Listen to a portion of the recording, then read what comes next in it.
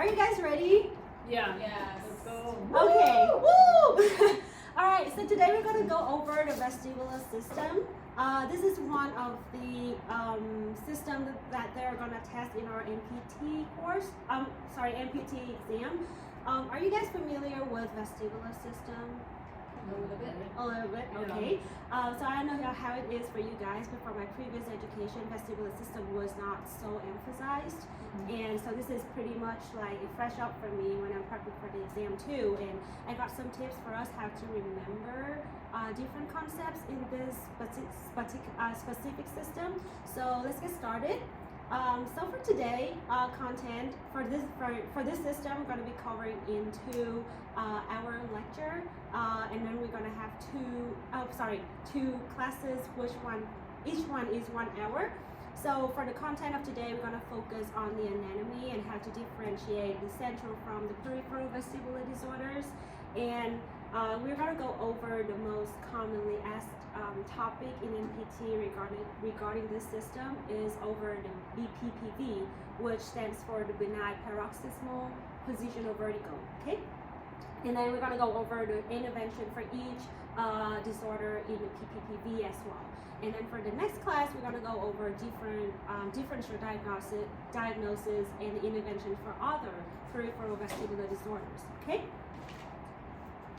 So, different vestibular pathology. So that one is divided in 2 types, peripheral and central. So when we're talking about peripheral, we're talking about structures in our ears. And then the common peripheral disorders is PPPV, most commonly as an NPT. We have the vestibular neuritis, labyrinthitis, acoustic neuroma. So just for today's lecture, we just focus on the top one, BPPV, and the next 3 we're going to cover in another class. And the central is like that ring the bell regarding like central nervous system, right? So it's more brain related, like stroke, cerebral disorders, and MS, like multiple sclerosis. We're going to have a quick review time. Are you guys familiar with multiple sclerosis? Yeah. Perfect.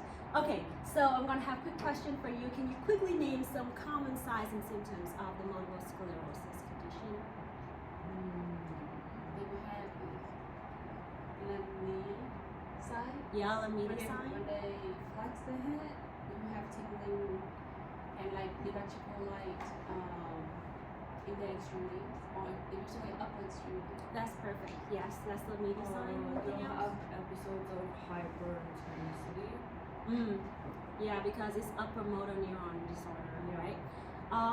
What makes multiple sclerosis like does multiple sclerosis have any symptoms with like dizziness, Yeah. foot vertigo as well? Yeah. Why? Because it's related to the upper motor neuron. Yeah, and it's I think even in the cerebellum there's sclerotic like adhesions. You can see them on the MRI. Exactly, yeah, because it has like one of the specific type is like Charcot triad. Yeah. Yeah, so it has like scanning speech, nystagmus, and intention tremor, like pretty much like cerebellum disorder. Very good, you guys remember. So, how to differentiate the central from the peripheral disorder?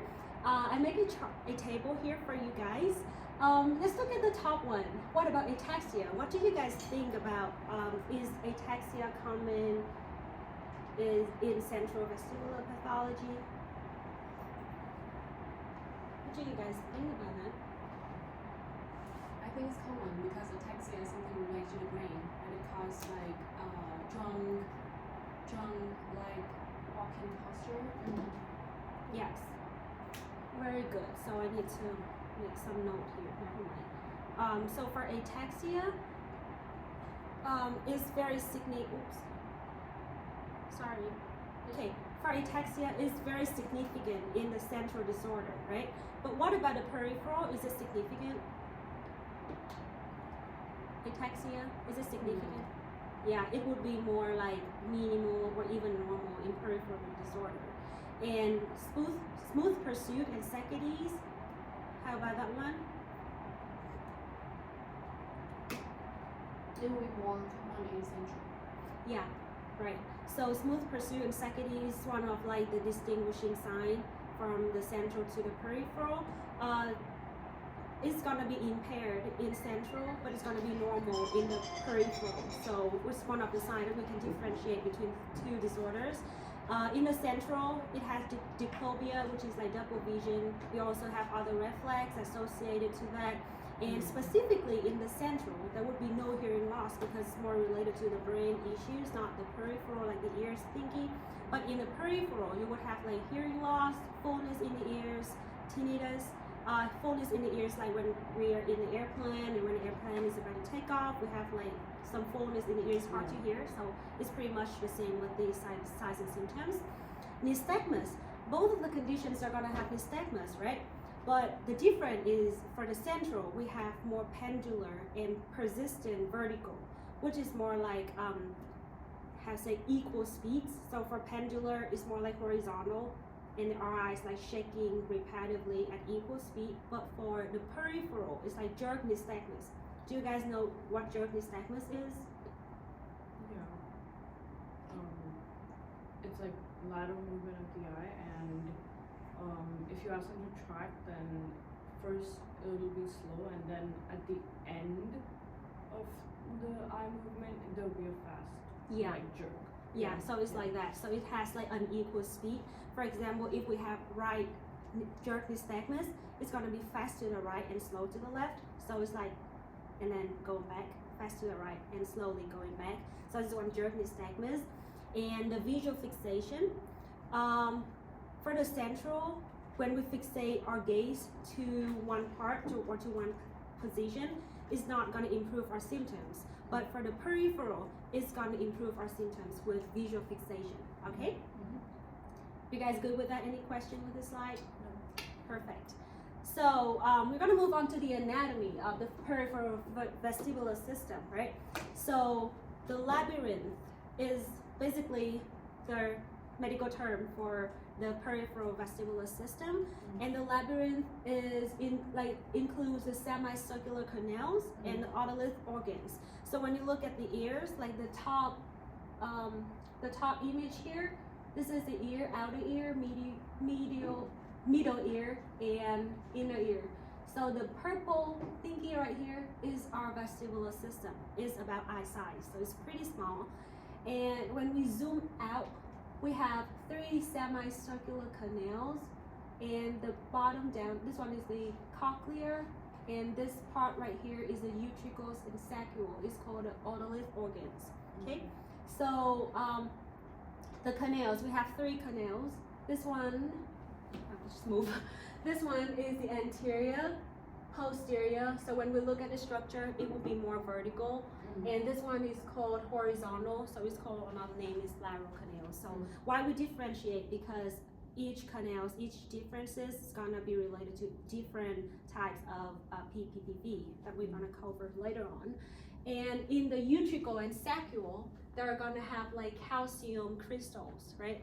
It's gonna lay on top of the macular inside the utricle. So when the calcium get dislodged, is gonna cause dizziness, vertigo, and that is the cause of the PPPV, like benign paroxysmal positional vertigo. Okay, so what is that, and what are the causes of this one? Causes are not known yet, so there are multiple causes for that. It can be either infection, head trauma, vestibular weakness, or advancing age. So aging is the most commonly related factor with the BPPV. So as I said before, the mechanical disorder of, this is just a fancy term, otoconia is for the calcium crystal in the utricle. Like the part of, the macula is a part of the utricle. That calcium get dislodged into, you're gonna have the image next to that, gonna get dislodged to the canal right there. Like the canal, like these are the calcium crystal. These are gonna get dislodged into the canal, and this one is gonna cause some symptoms of vertigo and dizziness. So we have 2 types of BPPV, okay? We're not talking about the canals yet. So we're gonna have like canal lithiasis and cubulolithiasis, okay? So these 2 types of condition apply for all 3 canals, anterior, posterior, and lateral canal, or horizontal canal. So with the canalithiasis, the duration normally lasts less than 1 minute, and cubulolithiasis lasts longer than 1 minute. Okay. What I'm talking about the symptoms is about like nystagmus when we're performing the test, or the patient reports symptoms of dizziness, vertigo, or nauseous.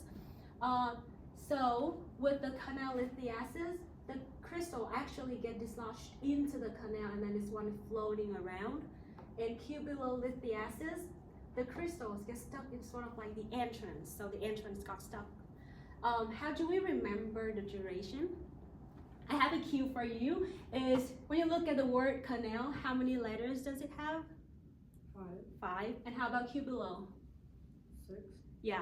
So with 5, shorter word, shorter duration, right? Okay. Yeah. So canal, shorter word, less than 1 minute, and the other one, longer than 1 minute. Okay. Your guys are good with this one? Yeah. Perfect. So signs and symptoms, vertigo whenever we're changing head because the position of the ears are being changed.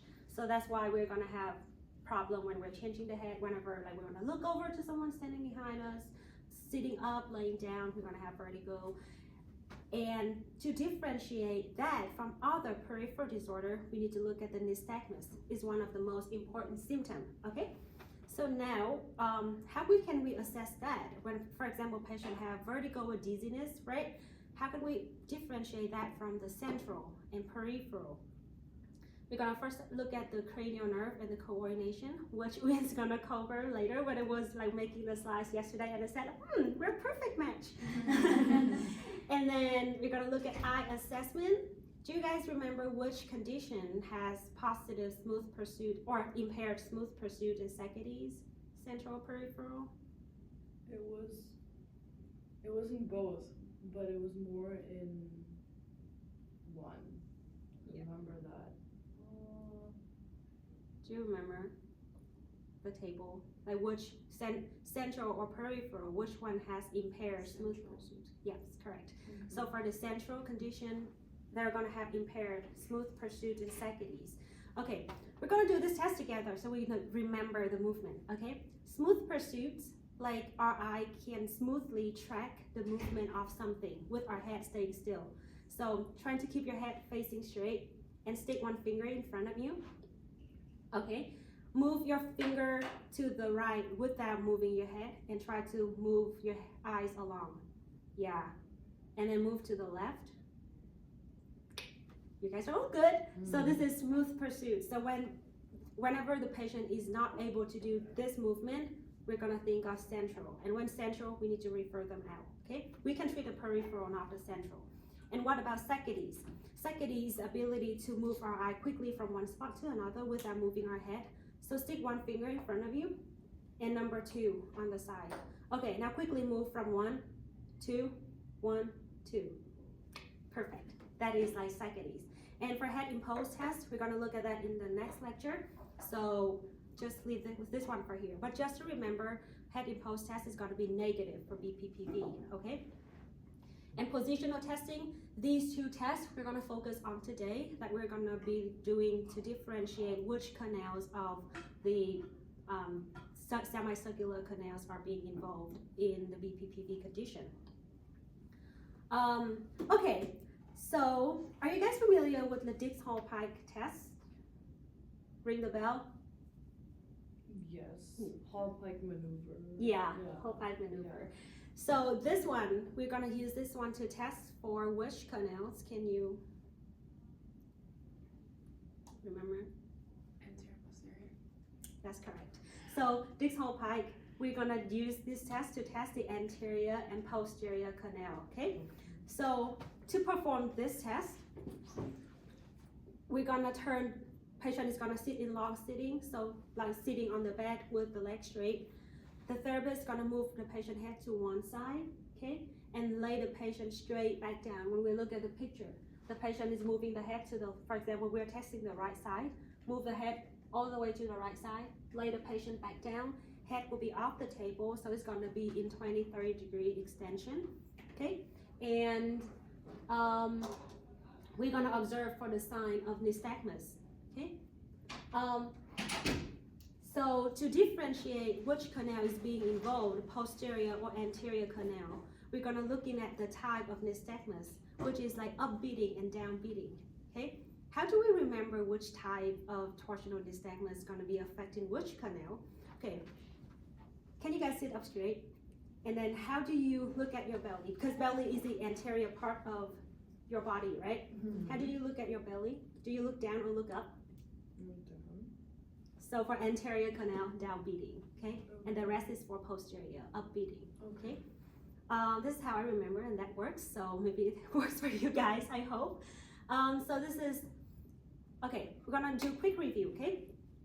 You're doing a Dix-Hall pie test, and you noticed the symptoms last longer than 1 minute, okay? Then which condition is that? Cupulo. Yeah, because it's longer word, right? Longer than 1 minute, and you noticed upbeating nystagmus. Then which canal is being affected? Posterior. Yeah, upbeating, posterior, right? So if we're doing a Dix-Hall pie test, we notice the symptoms last longer than 1 minute is cupulolithiasis, and upbeating nystagmus is posterior canals being involved, okay? So we know the condition, we know the canal, we can treat them. And how about for, we come to the treatment. So, I'm gonna go back one slide. With this one, posterior canal is a lot more common than anterior canal. So that's why, and anterior canal is really, really rare.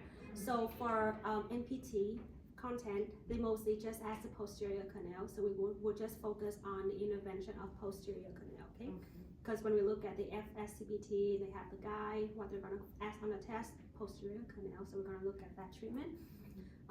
So we're gonna have two intervention for either canal lithiasis or cupulolithiasis, because you gotta remember I said like different canals gonna have different intervention. So canal lithiasis, we're gonna use Epley maneuver, okay? So with this one is similar to the Dix-Hall pie test. So the patient is gonna sit up straight, okay? You're gonna rotate the head to the side of affected. So I'm gonna write it here. Oops. So I can borrow your marker. I don't know if this one works. Let me try. Oh, that works. Okay, Epley for canal lithiasis and posterior canal, okay? And with Epley, we're gonna test the involved side first, or actually treat the involved side. So this is similar to this whole pie test. Patient is gonna sit up straight, okay? Rotate the head to the side of affected. Lay the patient back down in supine like the Dix-Hall pie test. And then we're gonna wait there for 30 to 45 seconds. And then rotate the head to the opposite side, to the other side. Wait there for a few seconds. For 30 to 45 seconds. And then rotate the patient to side lying, head still in that position. Wait there 30 to 45 seconds and sit back up. We're done with the maneuver. Okay, so for example, if the patient has canal lithiasis, posterior canal, we're using Epley maneuver, right? If the right side is affected, which side should we start first? Right side. Yeah, right side. And then hold there for in sitting position, hold there for 30, 45 seconds. Lay the patient back down to supine, okay? Head still on the right side, hold there for 30, 45 seconds. And then, what we're gonna do? Yes, go all the way to the left. Hold there for 30, 45 seconds. And what we're gonna do next? Sit up. No, not yet. Supine, side lying. Head still rotating to the left. Side lying, 30, 45 seconds, and then sit back up, okay? We're gonna repeat until all the symptoms disappear, okay? This is for canal lithiasis. And cupulolithiasis, we're gonna do another maneuver. It is called Simon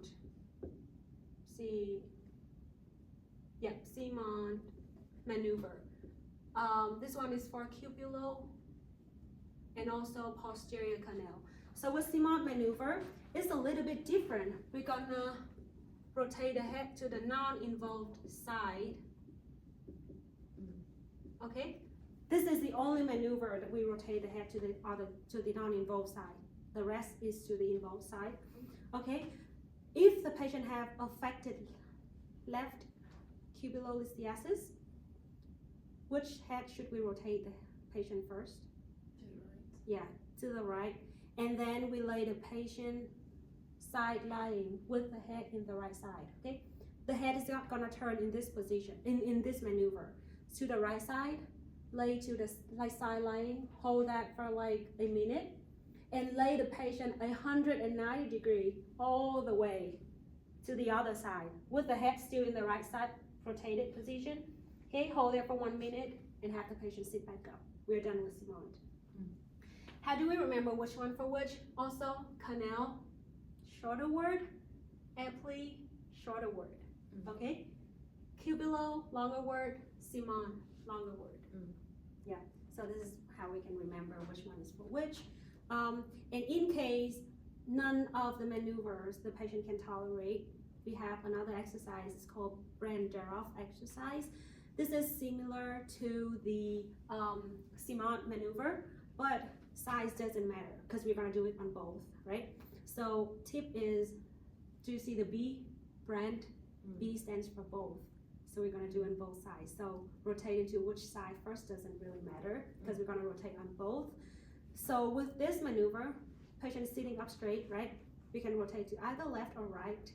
We can rotate to the left first, side lying, hold there for like 30 seconds, have the patient sit back up, okay? And then rotate to the right side, lay down, and then sit back up. Okay, do you notice what is like the difference between Branderoff and Simon maneuver? There's no initial head turn. No, Branderoff has initial head turn too. Okay. It doesn't show in. Oh, sorry.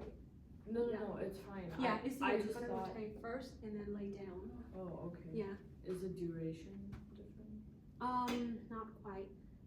Okay. Do you know that one when? The difference? With between Branderoff and Simon, because like they don't do rotation in the body. Like 180. Yeah. So remember with Simon, for example, left side is affected, we rotate to the non-involved side, which is the right one, right? Yeah. And then you lay down to the left. Head stays in the right side rotation the whole time. Okay, not rotating the head. So left side affected, Yeah. right side, and then you lay down on the left, Mhm. and 180 degree to the Yeah. right side. Yeah. Okay, and then sit back up. With this one, we do rotate, right? Rotate to the right, lay back down the left, and then we sit back up. So we stop in the middle to turn the head, and we lay back down. We're done with the Branderoff. Okay, we're gonna do it on both. So rotating which side first doesn't really matter. Okay, it's a lot, right? Yeah. It's really complicated with this one, but when you get the hang of it, it's getting easier. So I make this chart for you to really summarizing the things up. I'm gonna quiz you real quick. So this is only for the anterior and posterior canal, okay? The patient has dizziness, right? And you decided to do it. Will you rule out the central nervous system because the patient has normal which eye movement, smooth, pursuit, and Sacchides, right? You're gonna do, then you decided to do the distal pie test to know which is the cause of the dizziness. And when you rotate the patient to the right side, you notice positive, okay? So right side, remember that one? And then when you're doing a distal pike, you notice upbeating torsional, okay? Then which canal? Upbeating would be posterior canal. Correct, yeah. Then posterior canal is involved. Let me write it down here. Posterior canal, right side. And then you notice the symptoms less than 60 seconds. Okay. Then So it's that would be the longer one.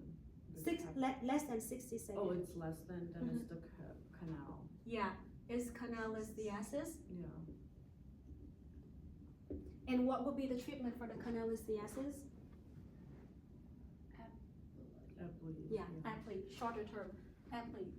Okay, so this is how you can fill out the rest of the form. So the diagnosis would be right side posterior canalisthesis, and then treatment is aptly. Okay, and then we can do the rest for the chart. So this is how we can do sort of like spaced repetition to remember the concept too. Hanging there, we have last two slides because we have the last canal, like horizontal canal. This one we're gonna do supine test. Okay, in the other test, Dixon Pike, the head will go into extension, but this one we go into flexion. So we put the pillow underneath the head here. So the head will go into 20-30 degree of cervical flexion. Also, same thing, supine, meaning we're gonna roll the head to one side and the other, and then we're gonna observe for nystagmus. But the difference in this test is that the nystagmus is not gonna be upbeating or downbeating, but it's geotropic and apogeotropic. Okay? Due to like geo stands for like the ground. So geotropic, if the patient is laying on the left side, geotropic is gonna fast beating to the ground. Okay, the other one is like upbeating and downbeating. This one is towards the ground, so towards the corner of the eye. And apogeotropic is like away from the ground, like fast beating to the other side, like up to the ceiling. Okay, so for geotropic, it's gonna for canalisthesis, and apogeotropic is for cupulo. How we remember?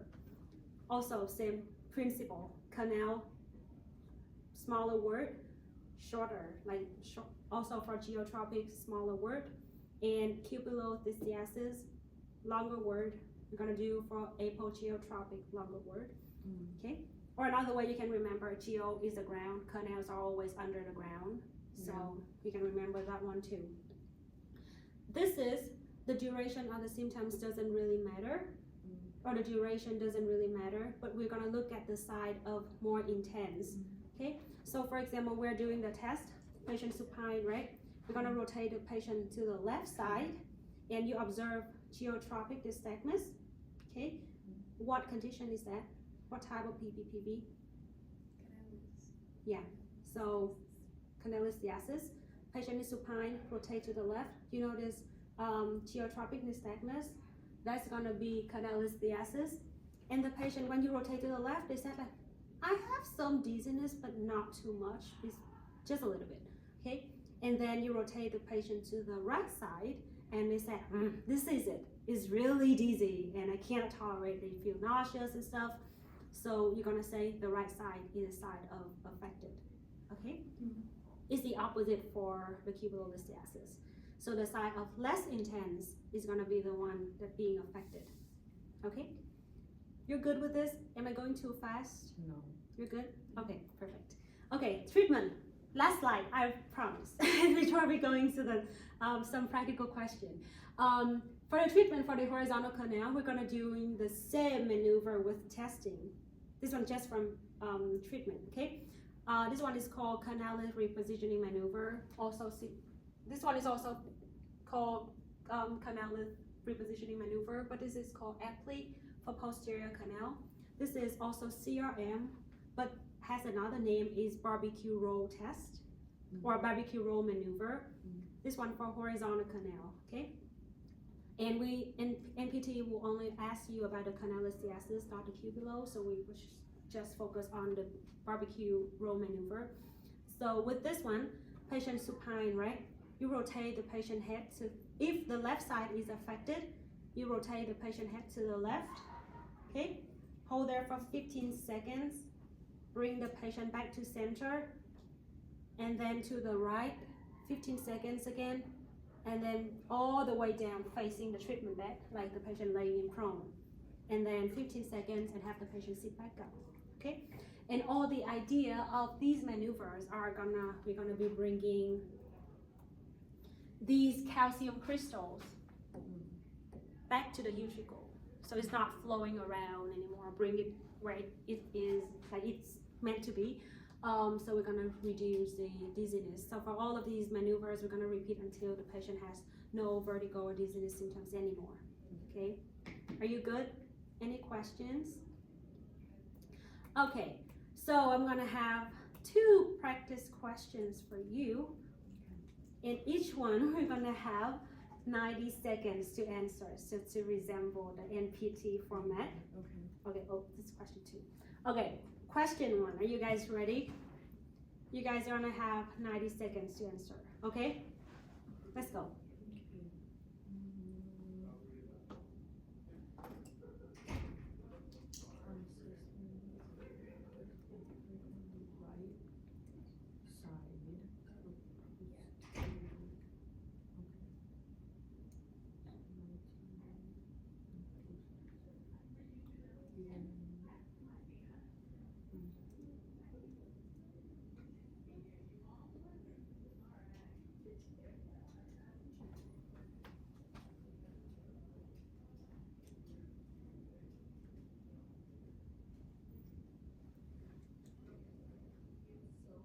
You're good?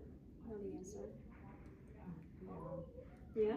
Ooh, fast. Okay, less than 90 seconds. Okay, what's your answer? D. Upbeating because it's posterior. Good. And like I remember the Dix-Hallman test has to be like 40 seconds minimum or something like that. So yeah. Yeah. Okay. Yeah. Nice try. Okay. But then the answer is D. So then we're gonna go like over the rationale to see why it is like why the other one is incorrect. Okay. So the patient has chief complaint of dizziness when rolling in bed and bending forward, signs and symptoms of BPPV, right? And then during the Dix-Hallman test, they're gonna have posterior canalisthesis. So they list here for us. With the canalisthesis, how long does the symptoms last? Yeah, less than 60 seconds. So we can basically rule out everything here, right? We can rule out, we can rule out A and B, okay? And with the posterior canal, it's gonna be upbeating, so we can rule out C and we go with D, okay? Any question with this? Nice. Okay, practice question 2. This long one.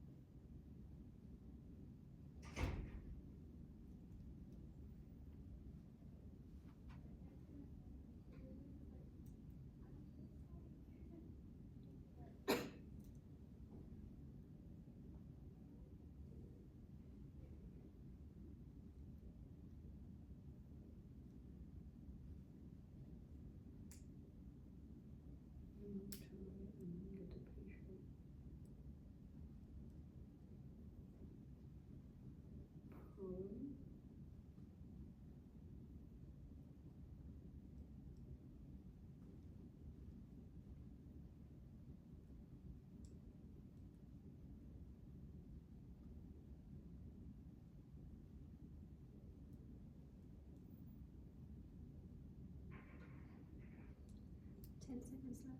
It's a tricky one.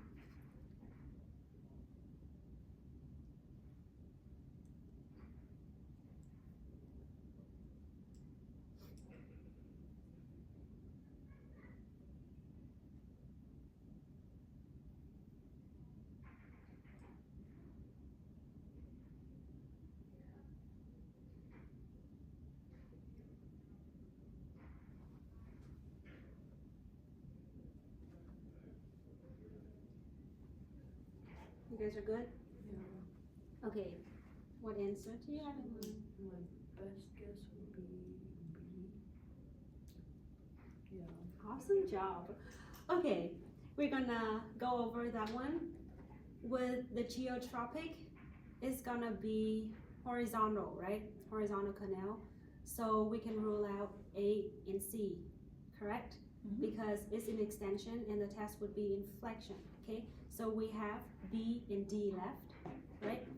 And the nystagmus was weaker on the right side, okay?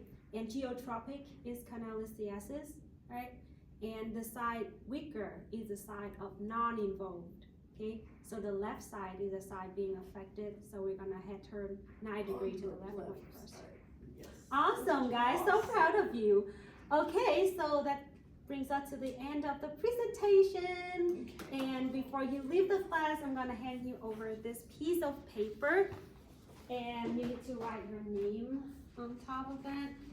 And then this is gonna be your exit ticket. In 1 minute, you need to write down everything you remember about the lecture today. Or if you have any questions, feel free to put them down too. And then we're gonna go over those in our next lecture. Okay? Awesome, awesome. Just imagine that I